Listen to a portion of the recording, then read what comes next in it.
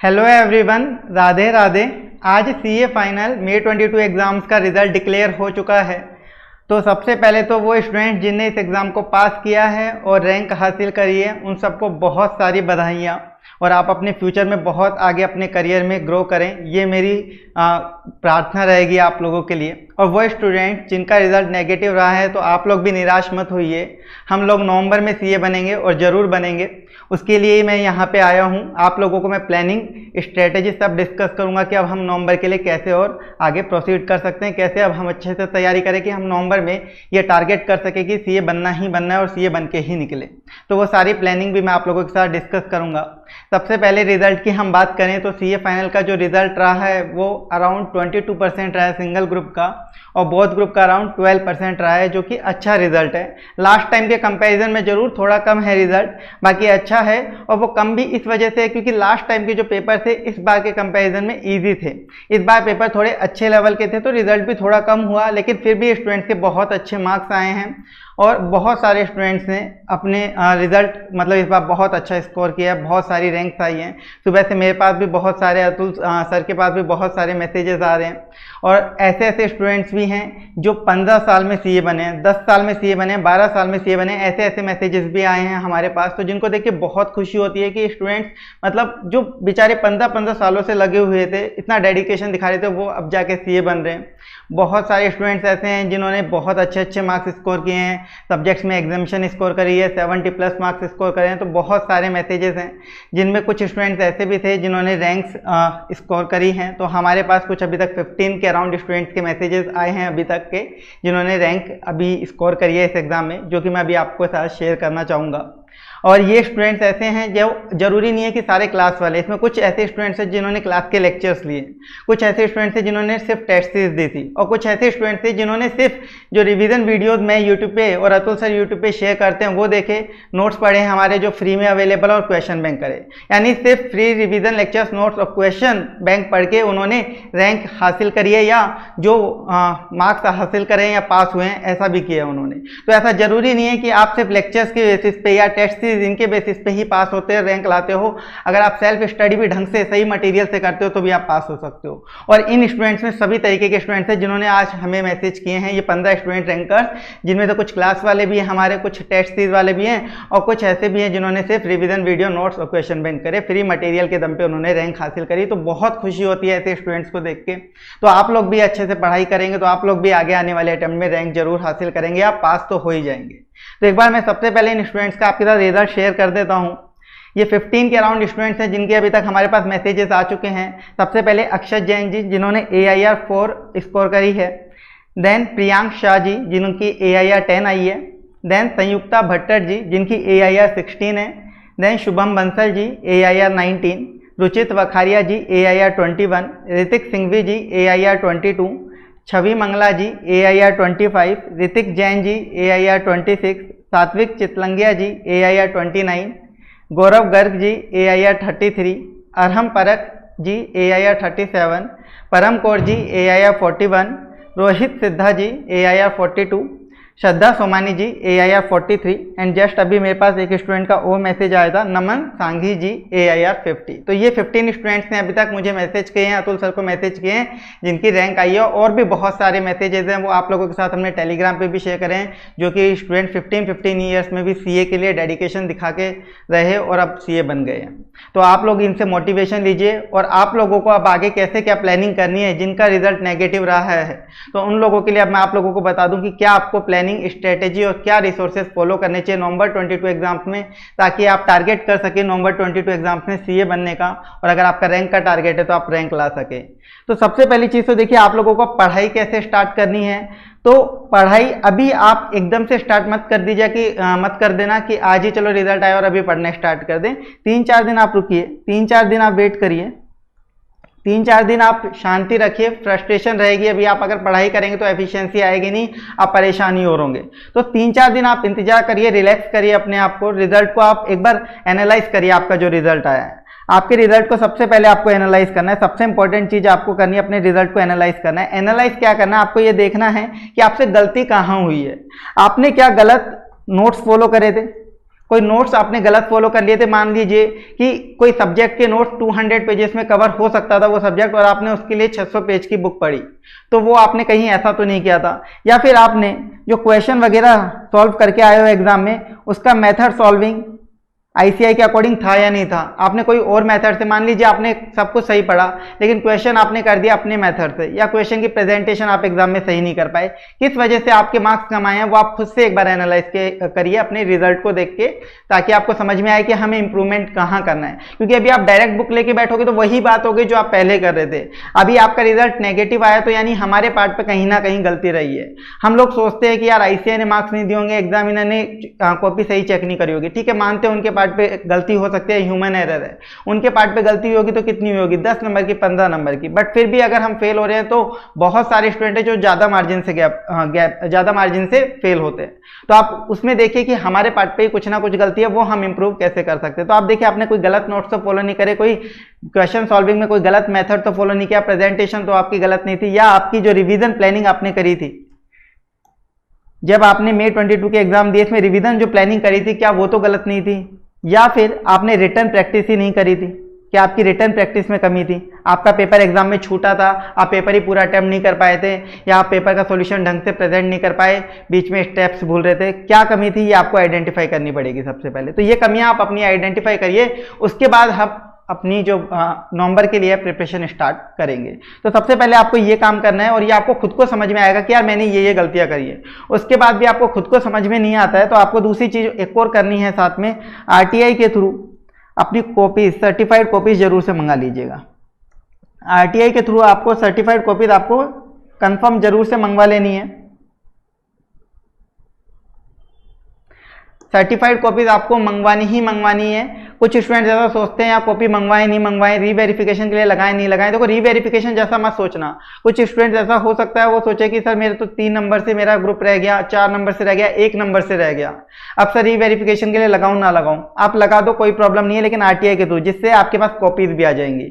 और रीवेरिफिकेशन में ऐसा मत सोचना पास ही हो जाओगे कि मेरा तो 1 नंबर का ही गैप है, मुझे तो पास कर देंगे।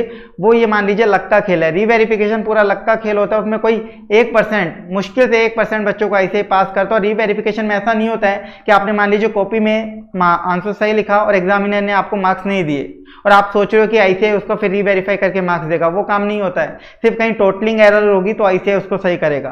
तो रीवेरिफिकेशन में आप इस उम्मीद में मत जीना कि मैं पास हो जाऊंगा, ये वाली चीज आप मत रखिएगा। रीवेरिफिकेशन में लगाते हैं तो भी कोई दिक्कत नहीं, आपको पढ़ाई अपनी जारी रखनी है। तो सर्टिफाइड कॉपीज तो सभी स्टूडेंट्स को मंगवानी है, स्पेशली जो भी स्टूडेंट जिनका रिजल्ट नेगेटिव आया, आप लोगों को अपनी सर्टिफाइड कॉपीज मंगवानी ही मंगवानी है, चाहे कोई भी स्टूडेंट हो। आरटीआई के थ्रू मंगाना, क्योंकि इसमें सिर्फ 10 रुपए लगने वाले हैं। आपको 10 रुपए लगेंगे। आरटीआई गवर्नमेंट की वेबसाइट है, वहां जाना, 10 रुपए आपको पे करने रहेंगे और सभी सब्जेक्ट्स की आपको सर्टिफाइड कॉपीज मिल जाएंगी। इसमें अराउंड 1 महीने का टाइम लेता है आईसीआई आपको सर्टिफाइड कॉपीज देने का। बाकी आईसीआई कभी भी देगा, उस पर आपको ध्यान नहीं देना। ये मंगवाने के पीछे पर्पज ये है कि आपके पास जब ये कॉपी आएंगी तो आपको समझ में आएगा कि यार क्वेश्चन ये था, उसका आंसर ये होता और मैं लिख के क्या आया हूँ।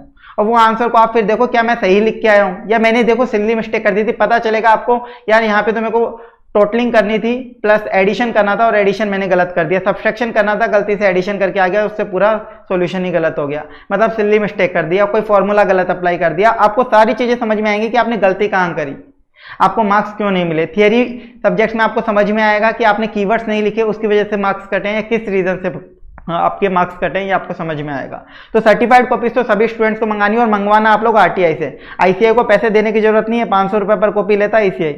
वो देने की जरूरत नहीं है। वो जिसके पास ज़्यादा पैसा हो, दान देना हो, तो ICAI को आप दे सकते हो, वो एक आपकी स्वयं की इच्छा है। बाकी मैं तो ये बोलूँगा RTI से लगाना, मस्त आराम से कॉपी आएंगी, और RTI से कॉपी जल्दी आती है, ये आपको और बता दूँ, क्योंकि गवर्नमेंट का है RTI, तो ICAI को पहले RTI वालों को कॉपीज देनी होती है। तो 10 रुपये में आपकी कॉपीज आएंगी और आपको पता चलेगा आपकी गलतियाँ। तो सबसे पहला 3-4 दिन में आपको ये काम करना, अपनी गलतियाँ आइडेंटिफाई करनी है, और RTI की कॉपी आज ही अप्लाई कर देना। आप वेट करो ही मत, आज कर देना, ज़्यादा से ज़्यादा कल अप्लाई कर देना। आपकी कॉपीज आपके पास आएंगी, तब हम एनालाइज और करेंगे उसको अच्छे से। आप खुद से करना, खुद से भी समझ में नहीं आता आप मुझे मैसेज कर देना, अतुल सर को मैसेज कर देना, हम आपकी हेल्प कर देंगे, कोई प्रॉब्लम नहीं है, आप कभी भी मैसेज कर दिया करो। इसके बाद देखो अब आपको प्लानिंग कैसे करनी है। अब नवंबर एग्जाम्स आपको मालूम है 1 नवंबर से आपके एग्जाम चालू हो रहे हैं। आपके पास डेट आ चुकी है, डेट शीट CA फाइनल के 1 नवंबर से एग्जाम चालू हो रहे हैं, जिसमें अराउंड आज के दिन से अपन काउंट करें तो 100 डेज के अराउंड टाइम है, 105 डेज, तो 100 दिन के लगभग का आपके पास टाइम है। तो 100 डेज में आपकी प्लानिंग क्या होनी चाहिए, आप किस तरीके से शेड्यूल बना सकते हो, वो मैं आपको बता देता हूँ किस तरीके से आपको प्लानिंग करनी है। तो आप देखिए 100 डेज में अगर कोई स्टूडेंट जिसने बोथ ग्रुप अपीयर करने हैं, बोथ ग्रुप पेंडिंग है, तो आप बोथ ग्रुप आराम से दे सकते हो। बस एक कंडीशन है, आपकी क्लासेस सारी कंप्लीट हो चुकी हैं, बोथ ग्रुप की सारी क्लासेस कंप्लीट हो चुकी है। कोई एक सब्जेक्ट बाकी है तो ठीक है, चल जाएगा, लेकिन ऑलमोस्ट बाकी सारी क्लासेस आपकी एक बार कंप्लीट हो चुकी है। चाहे आपने सेल्फ रिवीजन नहीं किया हो, बस एक बार क्लासेस कंप्लीट करके सेल्फ स्टडी से एक बार कंप्लीट करके छोड़ा हुआ है बोथ ग्रुप, तो आप बोथ ग्रुप आराम से 100 डेज में पढ़ के क्लियर कर सकते हो नवंबर में। और आपका अगर सिर्फ सिंगल ग्रुप है, तो सिंगल ग्रुप तो आपने चाहे अभी तक पढ़ा ही क्यों ना हो, आपने चाहे ऐसा ही हो कि सिंगल ग्रुप आपने क्लासेस भी नहीं ली हो, तो भी आप कर सकते हो। सिंगल ग्रुप तो आपने अगर क्लासेस भी नहीं ली होंगी, तो 100 डेज में आप क्लासेस के लेने के बाद रिवीजन करके भी कर सकते हो। बस बोथ ग्रुप अगर आपको नवंबर में अपेयर करना है, तो बस पहली चीज ये ध्यान रखिएगा, आप लोगों की अभी तक सारी क्लासेस कंप्लीट रहनी चाहिए बोथ ग्रुप की, तो आप बोथ ग्रुप आराम से दे पाओगे नवंबर में रिवीजन करके। और सिंगल ग्रुप अगर है और क्लासेस पेंडिंग है, तो कोई प्रॉब्लम की बात नहीं है, सिंगल ग्रुप आप आराम से नवंबर में दे सकते हो। जिन लोगों की जॉब है, तो जॉब के साथ आपको बस ये इंश्योर करना पड़ेगा 5 आवर्स डेली पढ़ना है कंसिस्टेंसी के साथ। वीकेंड ऑफ मिलता है ऑफिस में, तो उस दिन 10-12 घंटे पढ़ना है। और बाकी सभी स्टूडेंट्स के लिए है 10 to 12 आवर्स का रूटीन। आप लोगों को 10 to 12 आवर्स डेली देना पड़ेगा। 10 to 12 आवर्स का मतलब है इफेक्टिव स्टडीज, इफेक्टिवली 10 घंटे का आउटपुट आपका दिन का निकलना चाहिए, इस तरीके से आपको पढ़ना पड़ेगा, ठीक है। अब इसके बाद इसमें पढ़ें कैसे, डेली का शेड्यूल कैसा होना चाहिए कि सर आज कौन सा सब्जेक्ट पढ़ूं, कल कौन सा पढ़ूं। तो कुछ स्टूडेंट्स क्या करते हैं, वो सोचते हैं कि एक बार में ही हम 4 सब्जेक्ट पढ़ लेते हैं। सुबह पढ़ूंगा FR 3 घंटे, फिर पढ़ूंगा SFM, फिर 2 घंटे ऑडिट और 2 घंटे लो। ये करने की स्ट्रेटेजी रखते हैं कुछ लोग कि भाई हमें वैरायटी चाहिए, दिन में एक सब्जेक्ट से हम बोर हो जाते हैं। तो ऐसी गलती बिल्कुल मत करना। दिन में 3, 4, 5 सब्जेक्ट तो गलती से मत उठाना। मैक्सिमम दिन में 2 सब्जेक्ट उठाना, मैक्सिमम 2। बाकी मैं तो यही सजेस्ट करूंगा, एक बार में एक ही सब्जेक्ट उठाओ, बेस्ट रहता है। एक बार में एक जगह फोकस करोगे तो अच्छा रहेगा, वो चीज भी परफेक्ट होगी और आपका ध्यान भी नहीं भटकेगा। तो एक बार में एक सब्जेक्ट पढ़ो, 2 सब्जेक्ट के पीछे भी मत पढ़ो। बट फिर भी किसी को ऐसा लगता है यार मैं एक दिन में एक सब्जेक्ट तो बिल्कुल ही नहीं पढ़ सकता, मेरे बस की बात ही नहीं है, तो ज्यादा से ज्यादा दिन में 2 सब्जेक्ट उठाना, इससे ज्यादा मत उठाना। इससे ज्यादा उठाते हो तो फिर वो पूरा मिसमैनेज हो जाएगा, कुछ नहीं होने वाला। तो एक चीज तो आपको ये ध्यान रखनी है। इसके बाद देखो कुछ स्टूडेंट्स ऐसा भी सोचते हैं कि यार मान लो FR में पढ़ रहा हूं और अभी FR है ना 10-15 दिन में पढ़ लूंगा एक बार, और फिर उसके बाद डायरेक्टली एग्जाम में देखूंगा। 1 नवंबर को FR का पेपर है, उससे 2 दिन पहले FR उठाऊंगा, 3 दिन पहले FR उठाऊंगा और पढ़ के पेपर दे दूंगा। तो आप बहुत बड़ी गलती कर रहे हो जिंदगी में। अगर आप सोच रहे हो कि बस एक बार अभी सब्जेक्ट पढ़ लेता हूं और उसके बाद डायरेक्टली एग्जाम से पहले उठाऊंगा, तो आपको कुछ याद नहीं रहने वाला। उस दिन ये लगेगा कभी सब्जेक्ट पढ़ा भी था या नहीं पढ़ा था, बोलोगे आप कि सर कैसे रिवाइज कर रहे हैं, 1.5 दिन में समझ में नहीं आ रहा। तो ऐसे नहीं होता है। मान लीजिए अगर अभी आप 15 दिन दे रहे हो FR को, तो अगली बार आपको इसको एक बार 7 दिन में और रिवाइज करना पड़ेगा, फिर आपको 3 दिन में और रिवाइज करना पड़ेगा, तब जाके आप 1.5 दिन में रिवाइज कर पाओगे। आपने लर्निंग कर्व का कंसेप्ट पढ़ा है ना SCMP में, वही अप्लाई होता है प्रैक्टिकल लाइफ में भी। आप किसी चीज को 15 दिन से डायरेक्ट 1.5 दिन पे नहीं ला सकते, आपकी एफिशिएंसी धीरे धीरे बढ़ती है। आप एक सब्जेक्ट को पहले 15 दिन में पढ़ते हो तो अगले रिवीजन में आधे टाइम में आप कंप्लीट कर सकते हो, जो कि 7 दिन। उससे अगले रिवीजन में उसका आधा टाइम आपको चाहिए होता है 3 दिन। और ये प्रैक्टिकल यूनिवर्सल कंसेप्ट आप अप्लाई करके देखिए। मैं तो हमारे सभी स्टूडेंट्स को यही सजेस्ट करते हैं हम लोग, और हमने खुद ने भी यही अप्लाई किया था। तो ये यूनिवर्सल कंसेप्ट है, आपको यही फॉलो करना पड़ेगा। आप सोचते हो कि मैं अभी एक बार 15 दिन 20 दिन देके सब्जेक्ट को पढ़ लूं और डायरेक्ट एग्जाम में देखूंगा, तो सब भूलने वाले हो, कुछ याद नहीं रहेगा। एक चीज ये ध्यान रखनी है। तो एक बार में एक सब्जेक्ट, मैक्सिमम 2 सब्जेक्ट। दूसरी चीज, आपको consistently time to time subjects को रिवाइज करना पड़ेगा। तो उसके लिए आप क्या कर सकते हो, देखिए आप है ना 3 रिवीजन का प्लान बना सकते हो जिनका बोथ ग्रुप है। फर्स्ट रिवीजन आप 5 डेज पर सब्जेक्ट में कर सकते हो on an average 5 to 6 days. Second revision on an average 3 days पर सब्जेक्ट में कर सकते हो और सेकंड रिवीजन 1 to 2 डेज पर सब्जेक्ट में आप कर सकते हो ऑन एन एवरेज। बहुत आराम से आपके रिवीजन हो जाएंगे।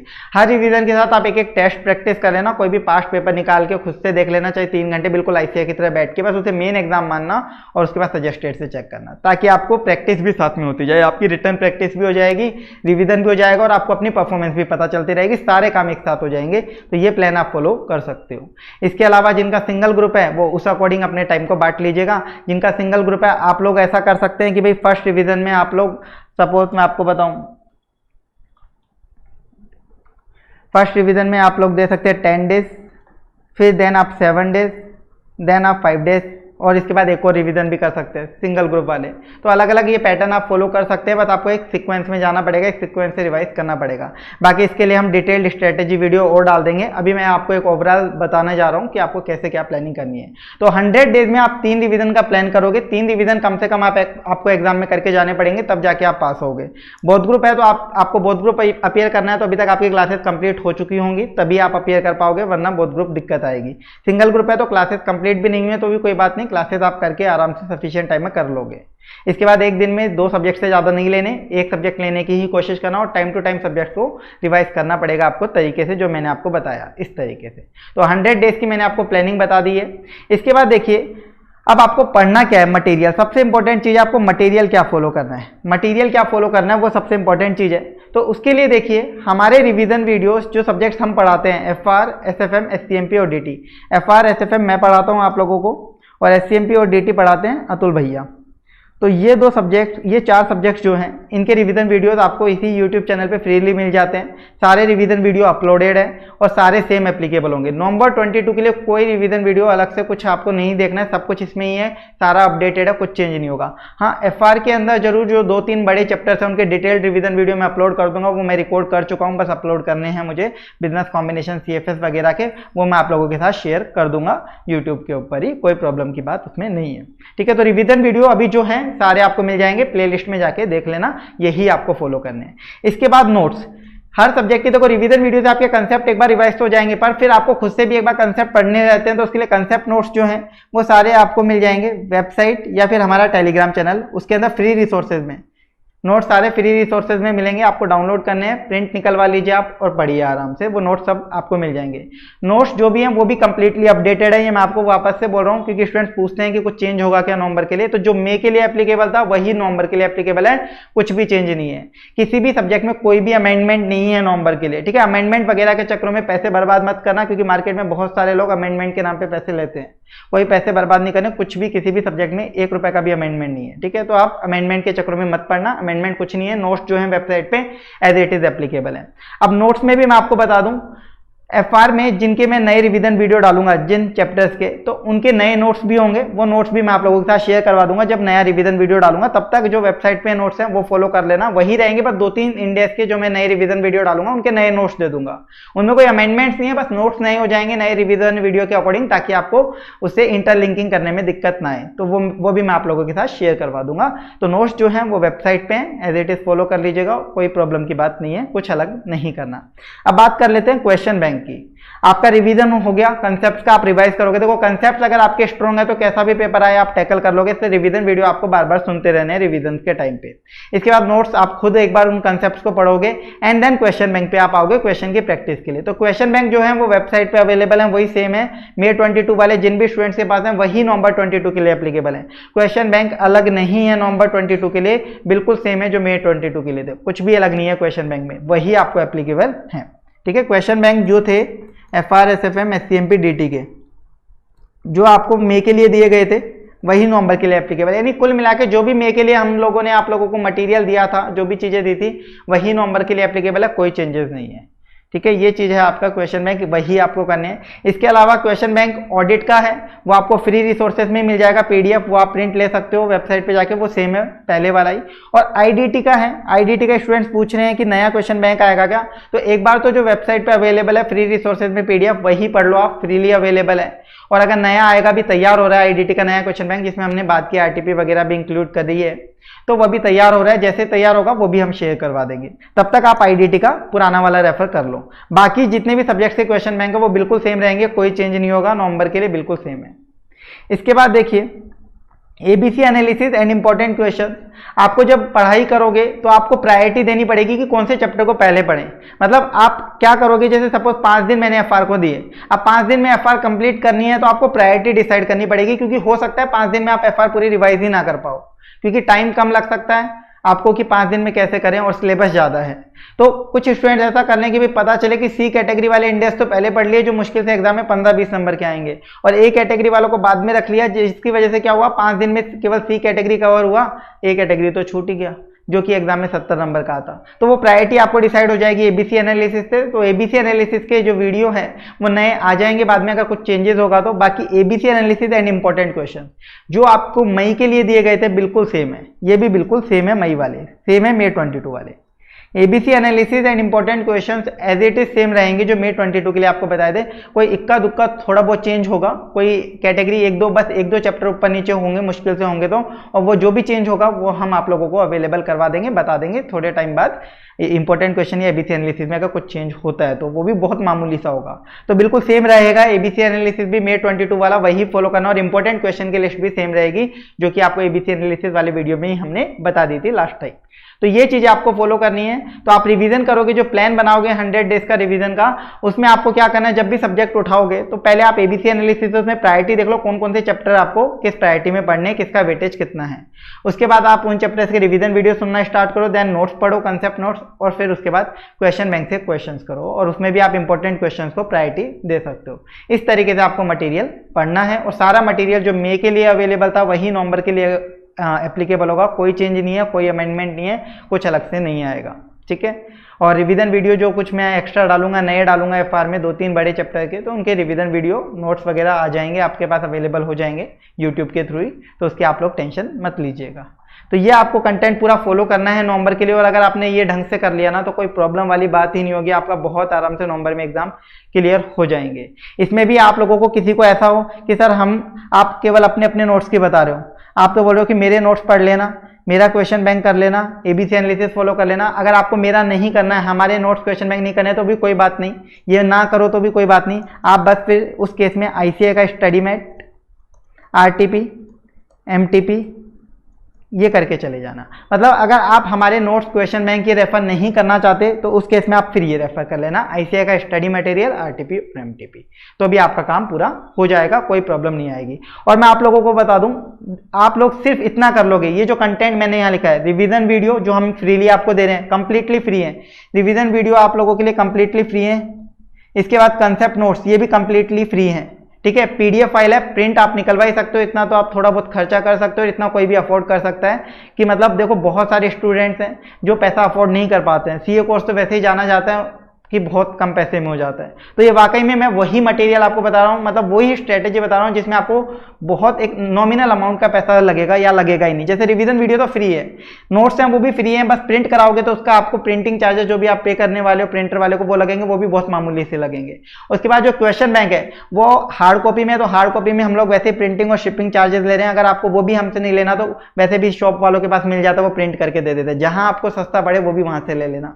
तो आपके लिए ऑलमोस्ट एकदम नॉमिनल कॉस्ट में पूरा आपकी पढ़ाई हो जाएगी। और ये वो कंटेंट है जिसको पढ़ के स्टूडेंट्स पास भी हुए हैं। मैंने अभी बताया ना, बहुत सारे स्टूडेंट्स के मेरे पास सुबह से मैसेजेस ही चल रहे हैं, मतलब सुबह आज 8 बजे रिजल्ट आया, आईसीआई ने भी एक स्पेशल काम किया, सुबह सुबह रिजल्ट दिया, या तो रिजल्ट देते ही नहीं है रात तक भी और सुबह सुबह दे दिया, तो रिजल्ट आया बस जब से मैसेजेस चल रहे हैं। कोई जो 15-15 साल में सीए बन रहे हैं वो ऐसे ऐसे बच्चे हैं जिनकी रैंक आई है कि जिन्होंने केवल ये पढ़ा है, मतलब कोई क्लासेस नहीं ली, कोई टेस्ट नहीं दिए, कुछ नहीं, सिर्फ इतना करके गए हैं और उससे भी वो रैंक ला रहे हैं या पास हो रहे हैं। तो आप बिना कॉस्ट लगाए भी पास हो सकते हो। मैं ये नहीं बोल रहा कि भाई आप क्लासेस ज्वाइन करो, वो सब काम मेरे को करना नहीं है, मेरे को बस आपके रिजल्ट से मतलब, और जो आप इससे भी कर सकते हो, आप बस सिर्फ तरीके से पढ़ो, जो हम बता रहे हैं वो फॉलो कर लो, आप बन जाओगे सीए। बस मेहनत आप लोगों को करनी है। तो रिवीजन वीडियो, नोट्स जो फ्रीली हैं और क्वेश्चन बैंक, ये पढ़ो, सारा काम हो जाएगा।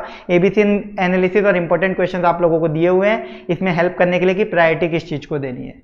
तो आप इस तरीके से नवंबर के लिए प्रिपरेशन करिए, कोई प्रॉब्लम नहीं होगी। और इसके बाद डिटेल्ड स्ट्रेटेजी वीडियो भी अतुल भैया बना देंगे, जिसमें आपको पूरी स्ट्रेटेजी बता देंगे कुछ टाइम के बाद, तो आपको और अच्छे से गाइडेंस मिल जाएगी। तब तक आप इस अकॉर्डिंग प्रिपरेशन स्टार्ट कर लीजिएगा।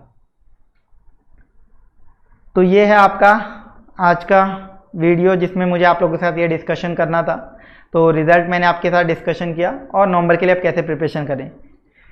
तो जिनका अब पास हो गए हैं या रैंक आ गई है, तो अब आप लोग अपने सीवीज वगैरह प्रिपेयर करना स्टार्ट करिए, इंटरव्यूज़ देना स्टार्ट करिए। तो जो भी जहाँ पे भी आपको मतलब दिखाई दे ऑफर्स, वहाँ जाइए। मतलब केवल कैंपस के भरोसे मत रहिएगा कि कैंपस आएगा उसी में जाएंगे, ऑफ कैंपस भी कोई अपॉर्चुनिटी मिलती है तो उसके लिए भी आप लोग देखिएगा। और जिनको अब रिजल्ट नेगेटिव रहा है, तो नवंबर के लिए पढ़ाई अपने को स्टार्ट करनी है। कुछ आपको सोचना नहीं है कि या पास्ट में ये हुआ, ऐसा रिजल्ट आया, वो सब भूल जाओ आप, ठीक है। वो फ्रस्ट्रेशन है, तो मैंने बोला 3-4 दिन आराम करो, 3-4 दिन मत पढ़ना अभी, 3-4 दिन बस आपको एनालाइज करना है अपनी गलतियों को। आप जब तक अपनी गलती नहीं मानोगे तब तक आगे नहीं बढ़ सकते। तो अपनी गलतियां पता करो कि क्या क्या गलती करी, क्या गलत नोट्स फॉलो करे थे, रिविजन प्लानिंग गलत हुई थी, रिटर्न प्रैक्टिस नहीं हुई थी, ये पता करो। और कॉपीज जरूर से मंगवा लेना RTI से, अपनी सर्टिफाइड कॉपीज सभी सब्जेक्ट्स की मंगवा लीजिएगा। RTI के थ्रू 10 रुपये की कॉस्ट आएगी टोटली आपकी, जिसमें आपकी कॉपी आएगी। कॉपी से आपको पता चलेगा कि आपने गलतियां कहाँ करी हैं, आप एनालाइज तभी कर पाओगे। और नहीं समझ में आता तो मुझे भेज देना कॉपीज, मैं बता दूंगा, ठीक है। और आपको फिर अपनी 100 डेज में प्लानिंग करनी है रिवीजन की, जो मैंने अभी आप लोगों को बताया।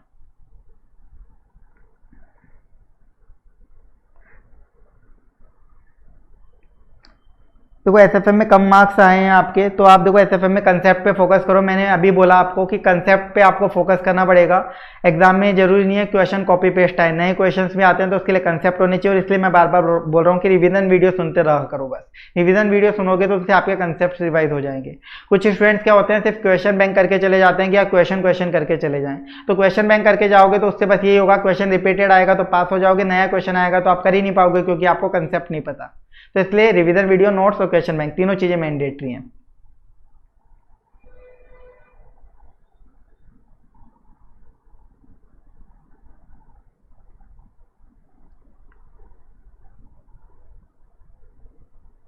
ऑडिट लो की स्ट्रेटेजी देखो, ऑडिट में कीवर्ड्स आपको मार्क करके रटना पड़ेगा, और कोई तरीका नहीं है। जो स्टडी मैट से हमने वीडियो डाले हुए हैं यूट्यूब पे अतुल सर ने, वो आपको वीडियो मार्क करके रट लेने हैं। और लो में आपको प्रोविजन पढ़ने हैं, प्रोविजन समझ के याद करने हैं। ऑडिट में तो सिर्फ रट्टा मारना पड़ेगा और कोई तरीका नहीं। आप सोचो कि ऑडिट का मैं ज्ञान ले लूँ, ऑडिट कैसे करते हैं, वो तो सब बच्चे ही लेते हैं ना। प्रैक्टिकल लाइफ में आप आर्टिकलशिप ज्वाइन करते हो, उसमें 90% आर्टिकलशिप हम ऑडिट में ही आपको आर्टिकलशिप करवाती है, ट्रेनिंग करवाती है। तो वो तो ज्ञान सबको ही, ऑडिट कैसे होती है। तो ज्ञान के ऑडिट में आपको रटना भी पड़ेगा ज्ञान के साथ साथ।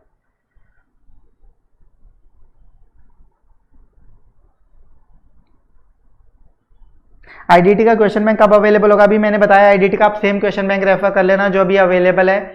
नया क्वेश्चन बैंक अभी तैयार हो रहा है, वो जैसे होगा वो भी हम अवेलेबल करा देंगे। बाकी उसमें से बात की आरटीपी वगैरह ऐड होंगी, और इससे ज़्यादा कुछ नहीं होगा। तो अभी आप जो फ्री रिसोर्सेज में अवेलेबल है उससे कर लो।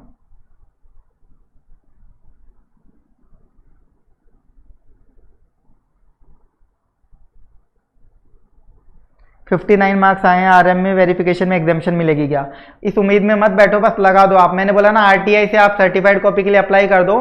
सर्टिफाइड कॉपी के लिए आरटीआई से अप्लाई करोगे तो ऑटोमेटिकली वेरिफिकेशन भी हो जाएगा। 10 रुपये की कॉस्ट आएगी, कॉपी तो आएगी, साथ में वेरिफिकेशन भी कर देंगे। बढ़ने होंगे मार्क्स तो बढ़ा देंगे। जब मैं पास हुआ था मेरी May 19 के अंदर, तो मैंने भी मेरी कॉपी मंगवाई थी, ये देखने के लिए कि कैसे क्या मार्किंग हुई है।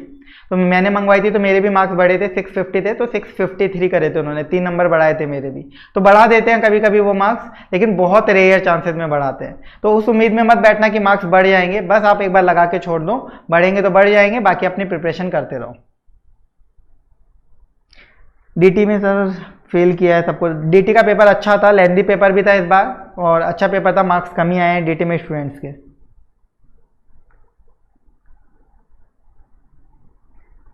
इस बार आईडीटी में मार्क्स हैं स्टूडेंट्स के, क्योंकि आईडीटी जो है उसका पेपर सिंपल था।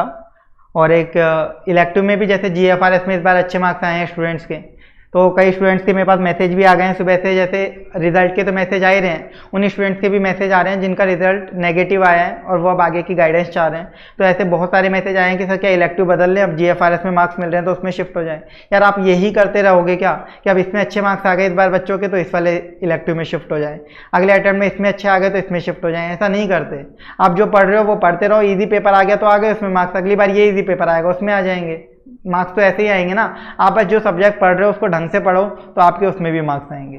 तो ये देख के कभी भी आप अपना इलेक्टिव मत चेंज करना और ये क्वेरी भी मत लेना कि भाई इलेक्टिव चेंज करना है। जो आपने पढ़ लिया उसी इलेक्टिव पे फोकस करो। अगर वो बिल्कुल ही समझ से बाहर है, आपको इलेक्टिव समझ ही नहीं आ रहा, आप उसमें पास ही नहीं हो पा रहे, तो चेंज करो। बस तो चेंज करना होता है, ये देख के चेंज मत करो कि यार इस बार बच्चों के GFRS में 80+ 90+ मार्क्स आ रहे हैं तो इसमें घुस जाते हैं इस बार, ऐसा मत करो।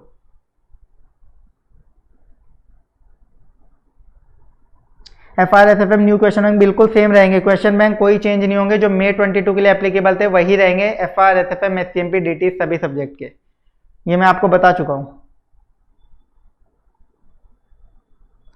डिस्ट्रैक्शन को कैसे अवॉइड करें? देखो डिस्ट्रैक्शन वगैरह कुछ स्टूडेंट्स की ये भी रहती है, जो चीज़ मैं आपको और डिस्कस कर देता हूँ कि कुछ स्टूडेंट्स सोचते हैं कि यार डिस्ट्रैक्शन होती है, हम मोबाइल चलाते हैं तो मोबाइल चलाना ही बंद कर दें, व्हाट्सएप अनइंस्टॉल कर दिया, आपका इंस्टा अनइंस्टॉल कर दिया, सब कुछ अनइंस्टॉल करके बैठ जाए, तो उससे कोई डिस्ट्रैक्शन नहीं हटती है। डिस्ट्रैक्शन पे कंट्रोल आपको रखना पड़ेगा, आपके मन के ऊपर कंट्रोल। आपके माइंड में टारगेट होना चाहिए कि नवंबर एग्जाम है, नवंबर में मुझे रैंक लानी है, पास होना है, वो टारगेट है तो उसके अकॉर्डिंग वर्किंग करो। आपने सोचा आज के दिन मुझे 3 चैप्टर कंप्लीट करने हैं तो बस वो 3 चैप्टर कंप्लीट करो। उसके बाद उस दिन में चाहे 4 घंटे बचे आपके पास या 4 मिनट बचे, वो आपका पर्सनल टाइम है, उसमें आपको जो करना है करो। चाहे मूवी देखनी है मूवी देखो, वेब सीरीज देखनी है वो देखो, इंस्टा चलाना है इंस्टा चलाओ, पर अनइंस्टॉल करने से ये करने से कुछ नहीं होगा। मैंने भी कोई अनइंस्टॉल नहीं किया था, मैंने पूरा चलाया था, मैं खुद मूवीज देखता था, वेब सीरीज देखता था, मुझे बहुत शौक है इन चीज़ों का, तो मैं खुद पूरा करता था। लेकिन पढ़ाई के टाइम पढ़ाई, पर्सनल टाइम पर्सनल, आपको दोनों चीज़ें बैलेंस करनी पड़ेंगी। आप ऐसा नहीं कर सकते 24 घंटे पढ़ेंगे बस, हम तो सब कुछ अनइंस्टॉल कर देते हैं, उससे भी कुछ नहीं होगा। आपको डिस्ट्रैक्शन हटानी है तो आप फालतू लोगों को हटाओ अपनी ज़िंदगी से। आपके पास कुछ लोग फालतू के ऐसे दोस्त होंगे जो फालतू मैसेज करते रहते हैं, टाइम बर्बादी करते हैं, कुछ नहीं करते, तो ऐसे लोगों से बात करना बंद कर दो एग्जाम तक। उसके बाद आपको जो करना है करो, एग्जाम तक की मैं बात कर रहा हूँ, ऐसे लोगों से दूर हो जाओ। दूसरे ऐसे लोग चाहे आपके रिलेटिव्स में हो या आपके दोस्त हो, जो सिर्फ नेगेटिविटी भरते रहते हैं, तू तो पास ही नहीं हो सकता, तेरे में तो कुछ है ही नहीं, ये क्या, इससे अच्छा तो रिजल्ट कोई ले आए, मेरा बेटा पास हो गया, मेरी बेटी पास हो गई, मेरा पड़ोसी पास हो गया, उसका फलाना बेटा पास हो गया, ऐसे ज्ञान देने वाले लोगों से दूर रहो। ठीक है, ऐसे लोगों से आप दूर रहो, वो डिस्ट्रैक्शन लेके आते हैं, जो फालतू की बात करते हैं। और इसके अलावा जब आप इंस्टा चलाते हो, टेलीग्राम चलाते हो, कुछ ऐसे ग्रुप्स भी होते हैं फालतू, आप इंस्टा पे जाओगे, ऐसे ऐसे पेजेस हैं जो सिर्फ बस प्रमोशन के लिए 150 रुपए में वो पोस्ट भरते रहते हैं और कुछ नहीं करते वो लोग काम।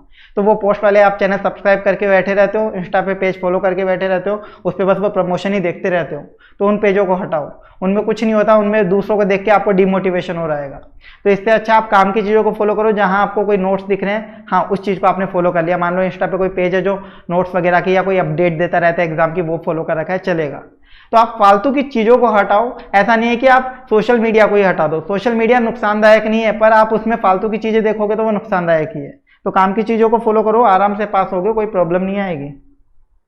तो सब चीज़ों को बैलेंस करके चलो आप। अमेंडमेंट्स कुछ भी नहीं है, ना फर्स्ट ग्रुप में ना सेकंड ग्रुप, नवंबर के लिए कोई अमेंडमेंट्स नहीं है। एफआर के जो नए जो बड़े वाले चैप्टर्स हैं, बिजनेस कॉम्बिनेशन, सीएफएस वगैरह, इनके रिवीजन वीडियो मैं अपलोड कर दूंगा, रिकॉर्ड में कर चुका हूँ नए वाले वीडियो, डिटेल्ड वीडियो।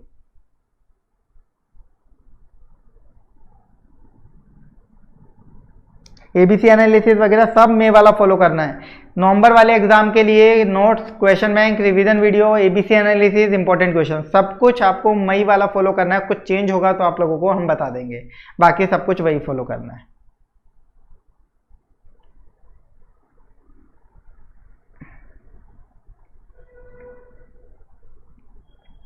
रीचेक जैसी कोई चीज़ नहीं होती है, कुछ रीचेक नहीं होता, आप इस भरोसे में मत रहना एग्जामिनर ने मेरा पूरा क्वेश्चन गलत कर दिया, पूरा डिट्टो मैच कर रहा है, मेरे को मार्क्स मिल जाएंगे, कुछ नहीं होने वाला। यहाँ कोई रीचेकिंग नहीं होती है ICA में, जो उन्होंने मार्क्स दे दिए फाइनल मार्क्स से बस, कुछ ऊपर नीचे नहीं होगा। टोटलिंग में एरर होगी तो वो बढ़ा देते हैं।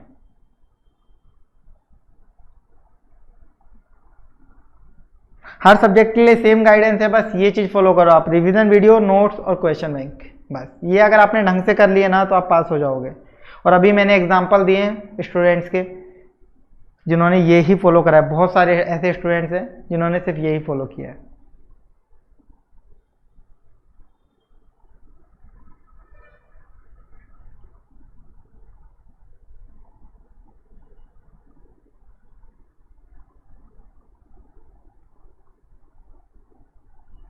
राधे राधे रवि जी। देखो जॉब जिनकी कर रहे हैं, जिनकी जॉब चल रही है, साथ में आप लोगों को डेली 5 आवर्स तो पढ़ना ही पड़ेगा, टाइम निकालना पड़ेगा, और उसके अलावा और कोई चॉइस नहीं है। वीकेंड पे आप 10-12 घंटे पढ़ाई करो।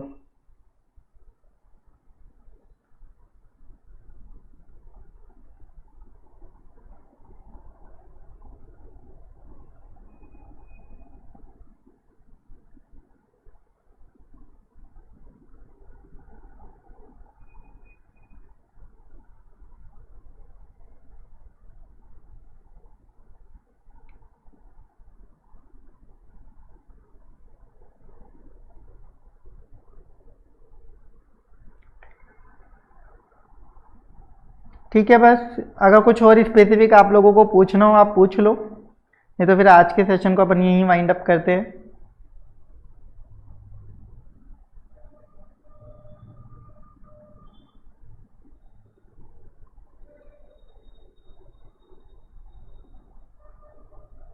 थ्री 3.5 मंथ्स में बोथ ग्रुप कैसे करें बता दिया मैंने। आपकी ऑलरेडी अगर क्लासेस वगैरह हो चुकी है तो आप आराम से कर लोगे बोथ ग्रुप। 3 बार रिवीजन हो जाएगा।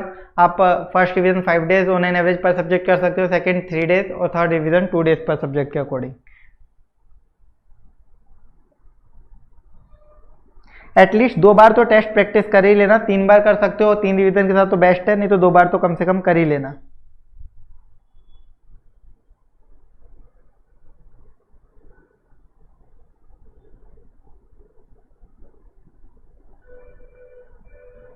आरटीआई एंड वेरिफिकेशन एक साथ करवा सकते हैं क्या? हाँ, आप करवा सकते हो। आपके पास अगर पैसे की कमी नहीं है तो आप आरटीआई में भी 10 रुपये दे सकते हो और आईसीआई को भी 500 रुपये पर सब्जेक्ट दे सकते हो। कोई प्रॉब्लम की बात नहीं है, ठीक है। दोनों चीज़ कर सकते हो आप, बस अगर आपके पास पैसा है तो। वरना तो सबसे बेस्ट है आरटीआई में लगाओ, ना पैसा लगेगा, काम भी सारे हो जाएंगे। बट आपको ये है कि नहीं यार मुझे तो आईसीआई में भी लगा देता हूँ, कहीं ना कहीं से कुछ तो मिल जाए रेस्पॉन्स, तो उस केस में आप दे सकते हो। दोनों जगह लगा सकते हो, उसका कोई ऐसा नहीं है कि आपका नेगेटिव इम्पैक्ट आएगा।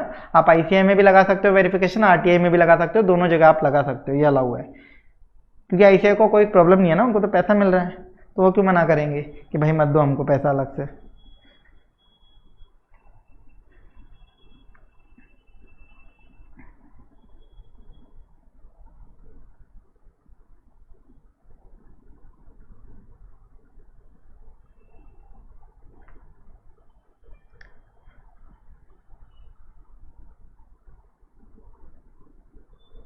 देखो सर, बहुत ज़्यादा मेहनत करी थी फर्स्ट ग्रुप में, अब हिम्मत नहीं हो रही। आप ये सब मत सोचो। देखो अगर आप नेगेटिव रिजल्ट आया, मैंने बोला ना, मत सोचो जो हो गया।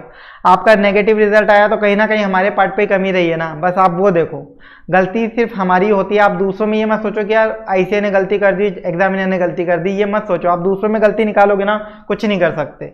आप खुद में गलती निकालो, खुद की गलतियाँ ढूंढो और उसको सही करो। हम पता है क्या करते हैं, आप बोल रहे हो सर मेरे ग्रुप 1 में एग्ज़ाम दिया मैं और मेरे आ रहे हैं 185 मार्क्स। अब 185 मार्क्स आ रहे हैं और आप हो रहे हो फेल। तो अब आप बोल रहे हो सर मैं क्या करूं, मेरे को तो आईसीआई इतने मार्क्स पे फेल कर देता है 180 190 पे। चलो मान लिया आईसीआई फेल कर रहा है, एग्जामिनर उनके एग्जामिनर गलत कॉपी चेक कर रहे हैं, तो कितनी कर रहे होंगे? आपके मैक्सिमम 15 से 20 मार्क्स का वेरिएशन आ रहा होगा, ठीक है। 15-20 मार्क्स का वेरिएशन एग्जामिनर ला रहा होगा, इससे ज़्यादा नहीं लाएगा ना। ह्यूमन एरर और वो आएगी भी, हर कॉपी में आती है, इवन टॉपर की कॉपी में भी रहती है, हर बच्चे की कॉपी में रहती है इतनी वेरिएशन। तो 185 मार्क्स तो सर देख लो ना, उसकी वेरिएशन की वजह से तो मैं फेल हो गया, वरना मेरे 200 आ जाते और मैं पास हो जाता। तो आपने यानी 200 नंबर की पढ़ाई करी ना। गलती किसकी थी कि आपने पढ़ाई 200 नंबर की करी। भाई मैं तो 200 नंबर की पढ़ाई करके जाऊंगा, मुझे तो 201 भी नहीं चाहिए। मेरे को तो हर सब्जेक्ट में बस 40 अब वो आ जाए, ओवरऑल 50% बन जाए और पास लिखा जाए मार्कशीट में, बस ये चाहिए सर, इसके अलावा कुछ नहीं चाहिए। तो आप अगर इस चीज़ की प्रिपरेशन करोगे ना तो ये चीज़ नहीं होगी। आप इससे ज़्यादा की प्रिपरेशन करो ताकि कभी रिस्क ही ना आए। आप 400 नंबर का एक ग्रुप है तो आप 300 की प्रिपरेशन करो ना। मेरे को तो 300 प्लस चाहिए। कोई बात नहीं, रैंक नहीं आएगी, कुछ नहीं होगा, आप प्रिपरेशन ही 300 प्लस की करो। एग्जामिनर की वेरिएशन, एग्जामिनर कितनी गलती कर ले, कितना ही टफ पेपर आ जाए, क्या होगा? आप 300 की प्रिपरेशन करके जाओगे तो 250 तो आएंगे ना। किसी भी कीमत पे आप फेल नहीं होगे। तो गलती किसकी है? आपकी है, और किसी की गलती नहीं है। तो अपनी गलती मानो, आगे बढ़ो। और गलती जब मान रहे हो तो अब बस उसको एनालाइज करो कि क्या गलती करी थी, नोट्स गलत पढ़े थे, क्या किया था, वो सब आपको सही करना है। रिवीजन ढंग से कर लो, 3 रिवीजन, प्रैक्टिस करो, हो जाएगा। जो अभी तक कर दिया वो भूल जाओ, कोई बात नहीं, अभी कितने अटेम्प्ट लग गए, क्या हो गया, सब एकदम नए तरीके से अच्छे से सोच के करो, पॉजिटिव वे में। इसलिए मैंने बोला 3-4 दिन आराम करो, 3-4 दिन में अपना मटेरियल कलेक्ट करो। आपने अगर कुछ गलत नोट्स वगैरह ले रखे हैं तो उनको चेंज करना है, वो सारा काम आप 3-4 दिन में कर लो। अपना मटेरियल इकट्ठा कर लो, एनालाइज वाला काम कर लो, और उसके बाद पढ़ाई में एकदम अच्छे से आप लोगों को लग जाना है, बिल्कुल भी नहीं रुकना है, क्योंकि नवंबर में फिर आपको सीए बनना ही बनना है और कोई चॉइस नहीं है आपके पास। बस ये मान के चलो कि नवंबर अटेम्प्ट हमारे लिए आखिरी अटेम्प्ट है, ये मान के आप पढ़ाई करो, टारगेट रखो, आप पास हो गए ही होगे, कोई रोक ही नहीं सकता आपको।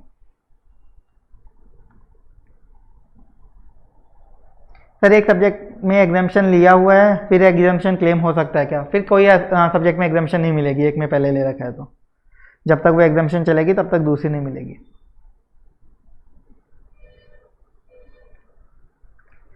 चलिए आज के वीडियो को अपन यहीं एंड करते हैं।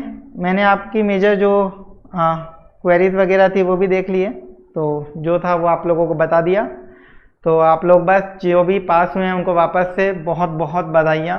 आप लोग एंजॉय करिए आज का दिन, और उसके बाद अपने करियर में फोकस करिए। जो भी आपको जॉब करनी है या जिस भी फील्ड में जाना है उसके लिए आप डिसाइड करिए कि क्या करना है। बस अभी से लॉन्ग टर्म सोचिएगा, ऐसा नहीं कि शॉर्ट टर्म सोच लें। अभी से लॉन्ग टर्म सोचना है कि जॉब करनी है, प्रैक्टिस करनी है, बिजनेस में जाना है, जिस भी फील्ड में जाना है वो अभी से सोच के उस अकॉर्डिंग आप डिसीजन लेना स्टार्ट करिएगा।